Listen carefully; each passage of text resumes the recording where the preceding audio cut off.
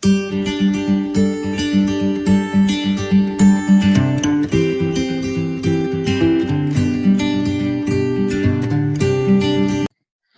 everyone, myself Harish Kumar. I'm from Professional Tutorials.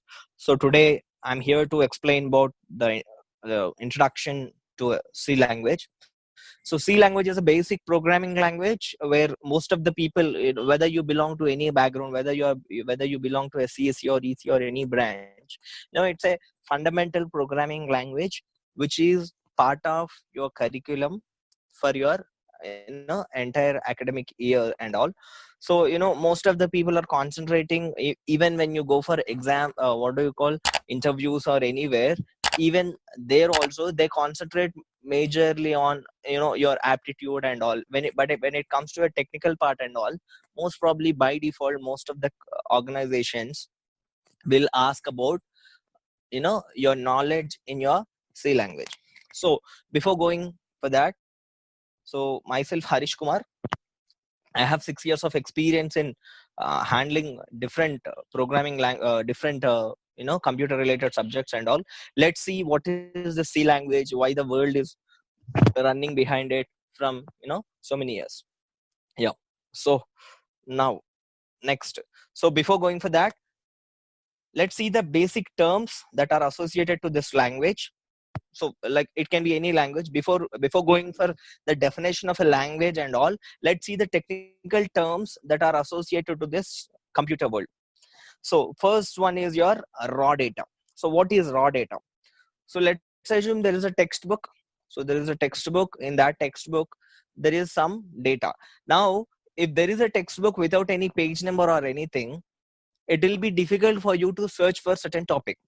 So page number will make you, it will make easy for you to search for certain topic in a textbook. Now raw data will not have any structure to it. So simply, if we want to say what is meant by raw data, means a raw data is nothing but a simple unstructured data. So for unstructured data, if you take a textbook, let's assume I'm selling a textbook for 1,000 rupees, a textbook, and another textbook where I'm selling it only for 100 rupees, let's assume.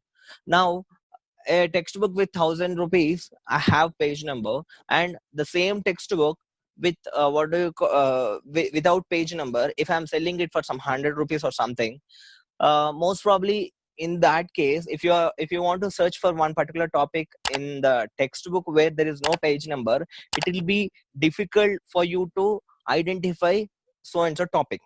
So that is nothing but raw data. So there is no specific format, there is no structure to a raw data. So when there is no specific structure to a raw data, so there is no specific structure to a raw data for that particular unstructured data.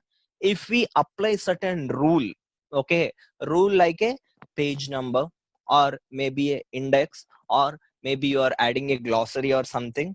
So when when you are adding a page number to a what do you call, to a unstructured data of a textbook, it will be easy for you to search.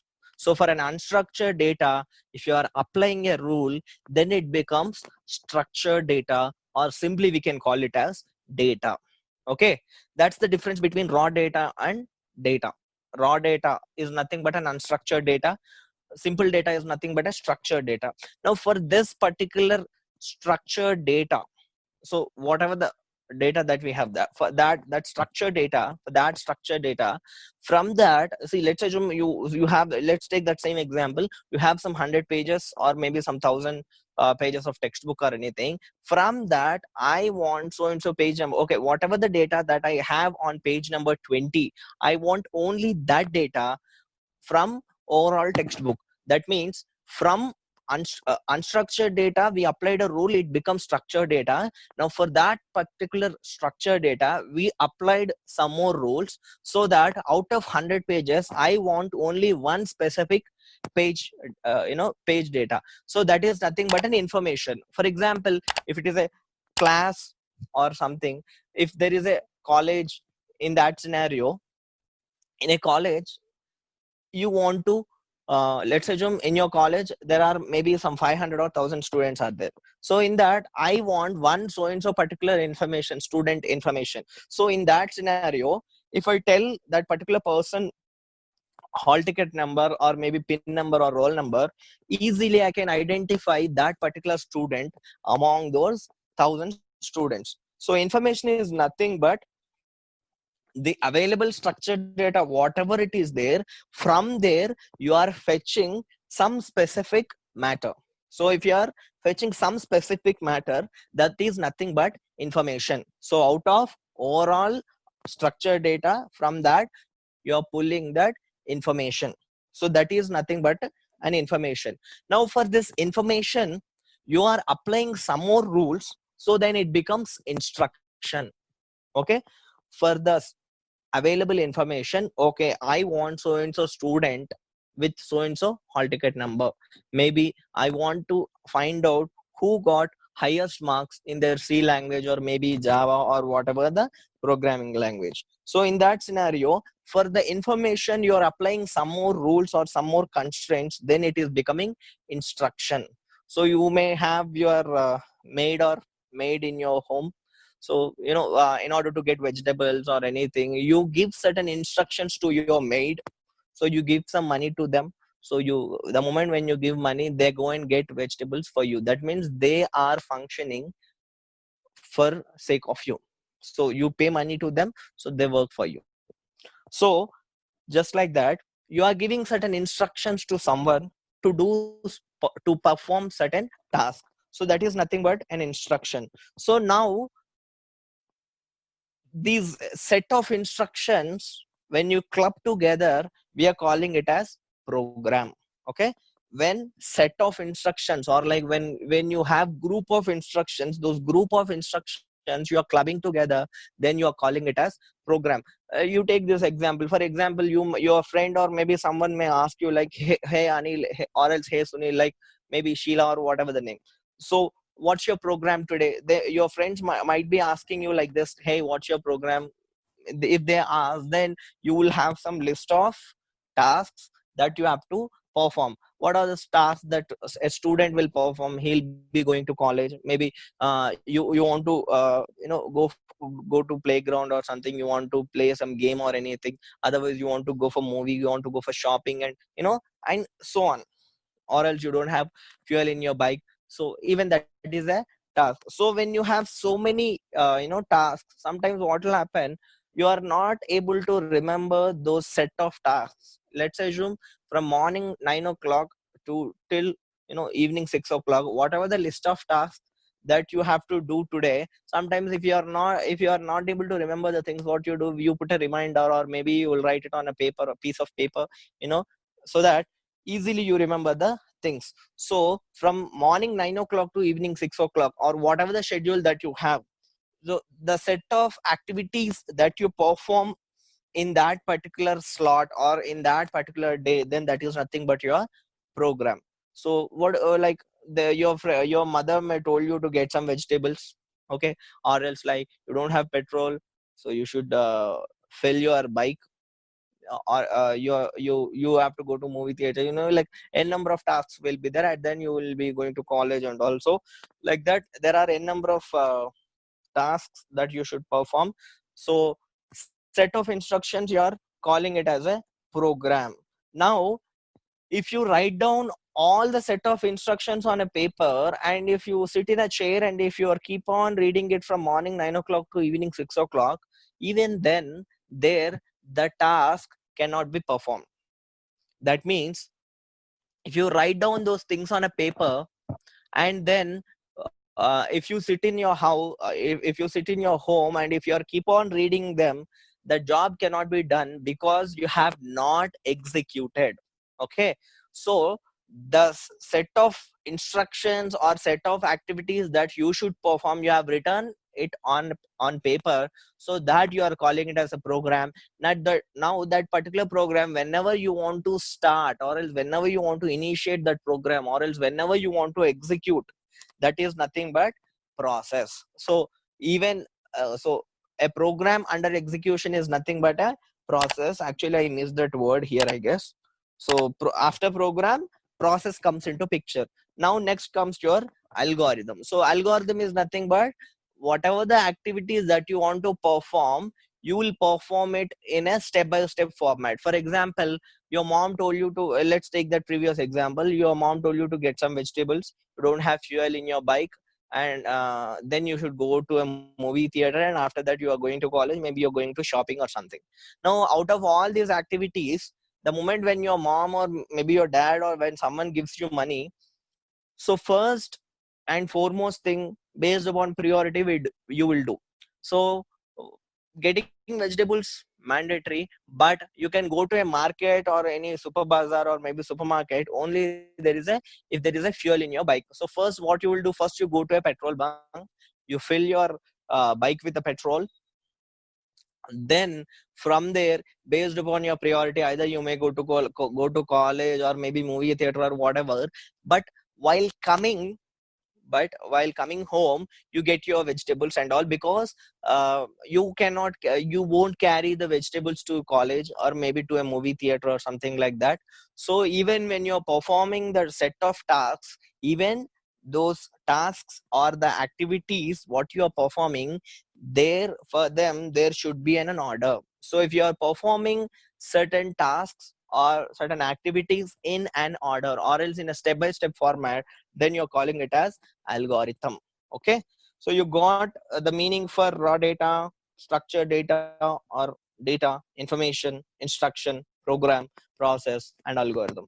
Now sometimes what will happen is, let's assume like if there is LKG or maybe some kindergarten, what do you call, kids are there main, so they can't be able to remember the spelling of apple or maybe whatever the words that you say. So in that scenario, what we do, either we show the object. When you say apple apple, so either you show the apple to them so that it will be easy for them to remember. So because object gives much information, or else like a picture gives much information than words. So now whatever the object that you want to tell, like apple or anything, you represent it in a pictorial format to kids so that it will be easy for that kid to understand. So in that scenario, what you're doing, same set of instructions, when you are executing them in an order, you're calling it as an algorithm. Same algorithm, when you're representing it in a pictorial format, you're calling it as a flow chart. Okay, now next, when you have set of programs, so whatever that, like program, we had discussed, no, like that if you have group of programs or if you have set of programs, then that you're calling it as software. Okay, so when you have group of programs, you're calling it as software. Basically there are two different types of software are there. One is system software and another is application software. So it's not part of this, just for information I just gave it. Now language, next, language and its types. Language, what is language? So a language is nothing but, a language acts like a bridge between two parties. Let's assume party P1 and party P2 are there. So language acts like a bridge to communicate between two parties. So if two parties has to communicate, means both parties or else P1 and P2 should know the one common language. So a language acts like a bridge between two parties. So even in languages also different types are there. So in coming slides I'll tell you what are those types and all. Next, data. So in this real world, if you want to represent data, so we have seen unstructured data or structured data. When you want to represent data, either you represent them in numbers, or else maybe you're representing the things in maybe in height, kilo or maybe milligrams, or feet, inches, and different units are there. So based upon your data, based upon the kind of data, if you take any object, every object will contain height, width, and all other different attributes are associated with a object. So there are different kinds of data.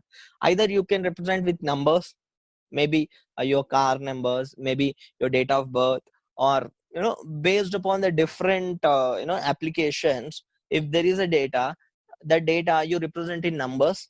Otherwise, maybe you are representing in uh, floating point representation data. That means 2.68, 3.62, and so on. When you have exponential values, then you may represent it in a float point data, so that 3 liters 40 ml, or else so and so cusecs of water with so and so, so that the combination of different units, 3.68, 2.92, like that, when you have the decimal point values and all, at that time you are representing that data as fractional data.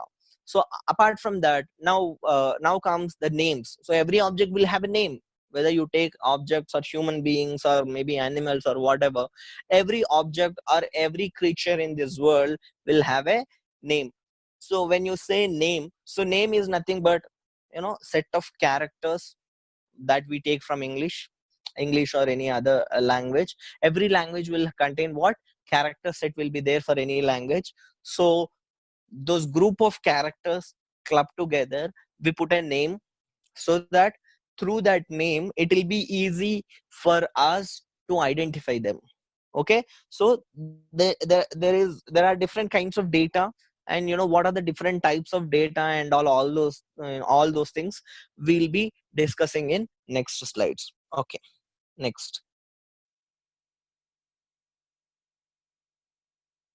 Yeah, next, what is language? So as I told you, a language acts like a bridge between two parties, so that party P1 and party P2 should have the knowledge of common language, so that if they don't have any common, if they don't know the common language, okay, a person knows Telugu and a person knows Hindi. A person P1 knows Telugu and P2 knows Hindi. If they both want to communicate, now any one of the person should learn either Hindi or maybe Telugu.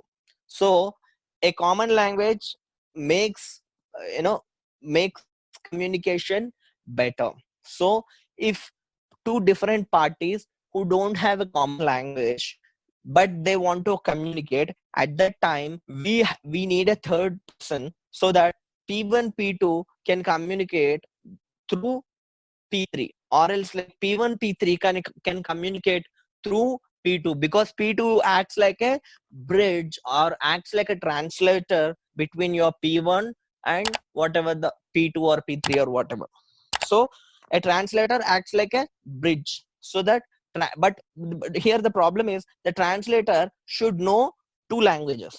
So if party P1 and party P2 don't know how to talk to each other, because they don't know they don't have the knowledge of common language, for sake of that reason we put a translator between both of them, so that translator makes job much better. Now that's about your translator. Okay, these are the basic terms. When you go to next sessions and all, because why I'm trying to tell you all this, because there is a device called compiler, assembler, interpreter, like different terms are there in order to execute a C program. So just for basic information, I'm just giving a basic information about all these things. So types of languages, even types of languages also, you have functional languages, programming stored program languages, then object oriented programming languages, and different functional object oriented, different kinds of languages are there. Assembly level languages are there, machine level languages are there, low level, high level, all sound same, but minor difference is there. So even your C language acts like a middle level language. Why people will call C language a middle level language and all those things, when we discuss the types of languages, you will get much clarity. Yeah, now we'll go for next slide.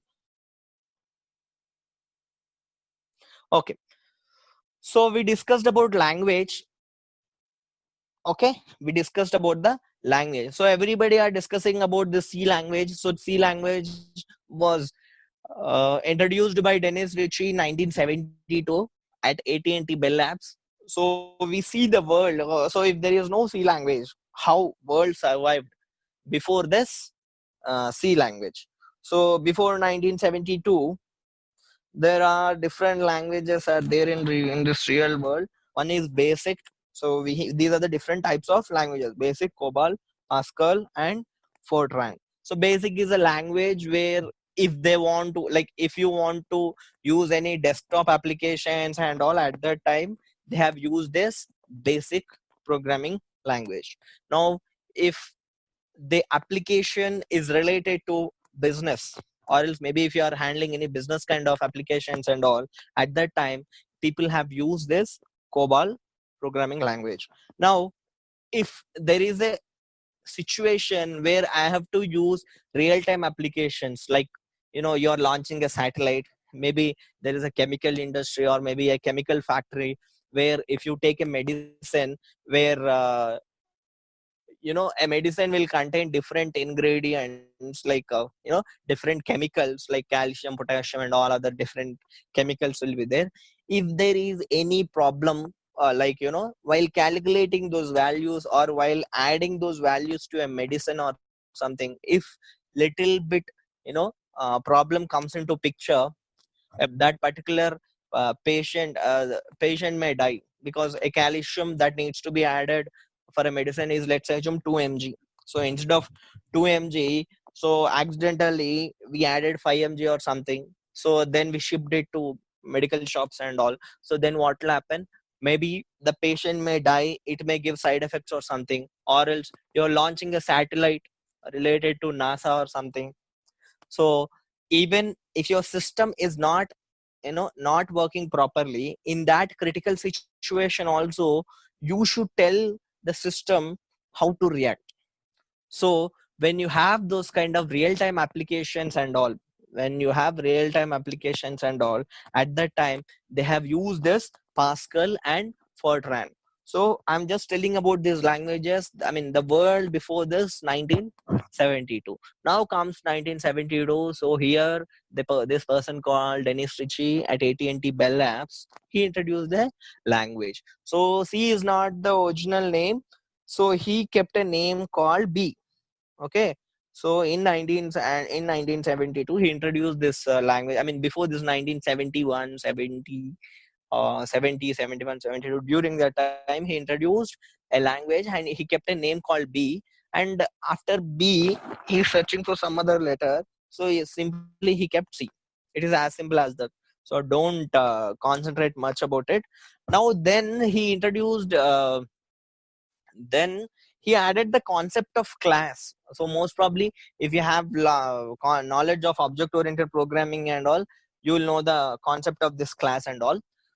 So he- now for this particular C language, they added some more features. You know, that particular feature, C plus so and so class concept feature, they added it.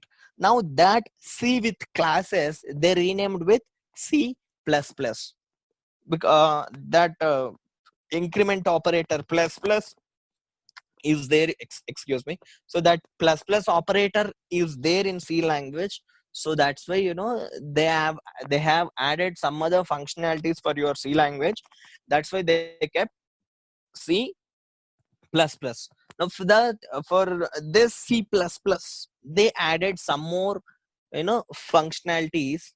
Then I mean some more features, then they started calling it as Java. So what is the difference between C, C++, Java, and all other things? So before going for that, there is a word called keyword. Keyword is nothing but there is a specific meaning is there for that word.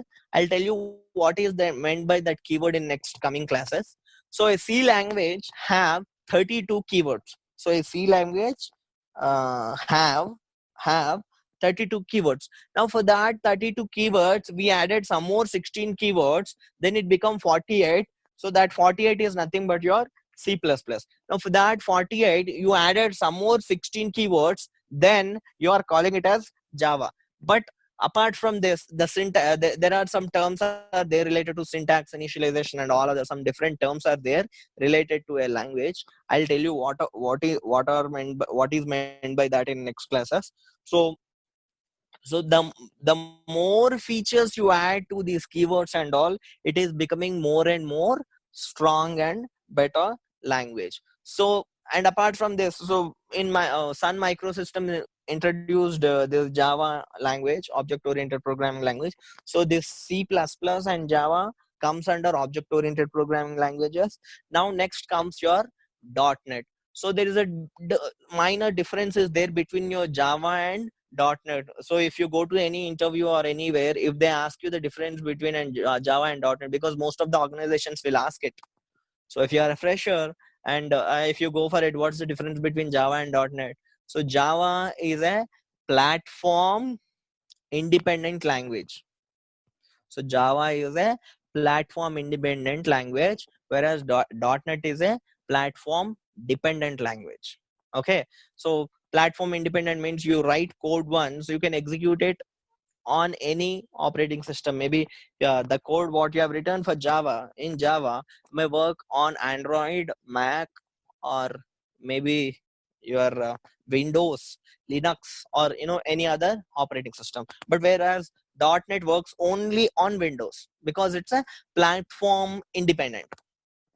Java is a platform independent. Sorry, .NET is a platform dependent. Dependent in the sense it works only on one particular operating system. So then comes question like, what is operating system? Operating system is nothing but a system software which acts like a bridge between your end user and your computer hardware. Just remember like that. So operating system acts like an interface between this client or between end user and the your system hardware. So Java is a platform independent, .NET is platform dependent. Now comes Java is a language dependent, .NET is language independent, because all the compatible languages which belongs to what do you call .NET framework, you can translate it from one particular language to another language. So here, if they're calling it as basic language, before 1972 we discussed the language, no, basic. So for that basic language they added a word called visual. They added some more features which are unique to Windows operating system, then that becomes Visual Basic. So here you have C++. For this C++ language itself, it follows certain format, so they added a visual, so then it becomes VC++. So Visual C++. So just like that, even you have .NET, C Sharp, and different languages which are compatible only with Windows operating system. So which are compatible only with Windows operating system. So that the advantage with .NET is, if you have written a code in C Sharp, there is no need to write the code in all compatible languages which belongs to Windows. It's not required, because once you write a code, you can, by the concept of forward engineering, you can just from one particular language to another particular language easily you can translate it. So the world is after 1972. So those are the basic things. So those are the basic things that belongs to your C language and all. I'm just trying to tell you. See, if someone asks you why the hell you are learning C language, at least you should know the history of it. That's why I just discussed about the history and all. So now next, data type. So as I said, there are different kinds of data types are there. So here, if you have any numbers, so if you want to represent numbers, then you are using int keyword. So these are the keywords. Okay, and remember, C language is case sensitive. Okay, so just to give a better you know better look, I have just given these things in capital letters. So int. So if number you don't want to type it all the time, number, or number you don't want to type it, that's why numbers are also known as integers. So every time I cannot type integer, right? That's why I don't want to use that. So let's use a shortcut. Okay, rather than typing integer, just type int. So the moment when you say see, in your mathematics you give x is equal to 10, x is equal to 5, something like that, right? Where x is a variable, just like that here also you want to use some variables or anything, then just say int x. So the moment when you say int x, x becomes like a variable of type integer. Okay, so you don't want to type integer every all the time, so that's why I'm just typing int int. Okay, next you want to represent numbers, so that's why you are using int data type. Okay, next character. So if you have a data related to names or names of the objects, first name, last name, middle name of a person, maybe animals, creatures, you take any object in the world, whichever the object sorry, whichever the object or creature or human being, if they have a name, that name we are representing with characters, because the moment when you say Rajesh or maybe Suresh or something, that name is nothing but group of characters. So if you have data something related to characters and all, at that time you have to use this char data type. So next, when you have a data like 2.68, when you have this fractional data, when you have this fractional data 2.68 be 3.62 or else 3.78, something like that, at that time you are using this floating point representation of data, or simply you are calling it as float data, or else you are calling it as float data type. Okay, now if there is a data where you have some exponential values like 2.8 into 10 to the power of minus 34, something like that, you will have it, no, where all the values which are negligible, 0.000 something like that. When you have exponential or imaginary values and all, if you want to use that kind of data, at that time we are using double data type. So everything in this world will occupy some space. For example, if you are sitting in a chair, maybe if you are sitting on a table or something, you occupied some space in this world. So just like that, even when you when you declare a variable, or else when you add certain values to any variables or anything, you need to store that data somewhere in your computer, maybe the memory, maybe you are storing it a hard disk, or maybe somewhere, maybe in a pen drive, or whatever the device that is there, that's secondary. But when you are storing it, so because it is occupying some space, just like that, how you as I said, everything in this world will occupy certain space. So just like that, even these variables also need some space to occupy some space in your memory. So your int will occupy 2 bytes, your char or else your character data type will occupy 1 byte, your float will occupy 4 bytes, and double will occupy 8 bytes. So based upon the based upon the application, you can have more number of integers, or maybe more number of float, double, or maybe combination of all these data types in a simple single program. So now we discussed about the data types.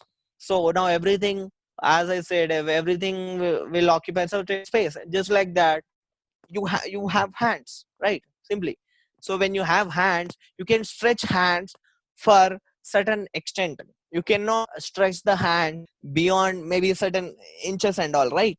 So just like that, there is a range is there for your hands or maybe for your legs, right? So just like that, even these data variables also have certain range.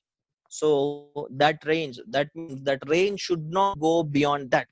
Okay, so integer variable will have plus or minus 32,767. So that means minus 32,672. In between zero comes into picture, and after that plus 32,767. All the values which belong to int will fall under this range category. I mean, under this category. So next, character plus or minus 128. So float and double have some very huge exponential values, maybe some 7-digit, 8-digit length will be there for them. So when I discuss topics in next class, I'll just list out the space occupied, space, and all other range and all. So that's it for. So today we discussed about the data types, and I mean, what is your language? I just told you the basic terms which are associated to a language, and after that we discussed about types of data, types of languages, and the basic terms: structured data, unstructured data, instruction, and all other thing when we discuss the world before 1972, what are the languages that they have used, and after 1972, C, C++, Java, and .NET and all. So when you want to learn .NET or Java or C++ or any other programming languages, the fundamental language is C. See, most of the people will skip C++ in between. From C language directly they go to Java. So without having knowledge of C and C++, directly if you want to learn Java, it becomes difficult. Okay. Some of the people may say like you can learn, but the problem is when you acquire the knowledge of C language, it becomes much easy for you to get the exact meaning of the any other languages. It will be easy for you because it's a basic programming language. It will be easy for you to understand in a better way. So that's it for the day.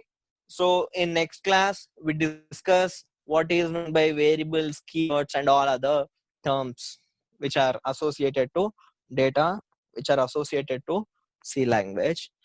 Thank you. Thanks a lot.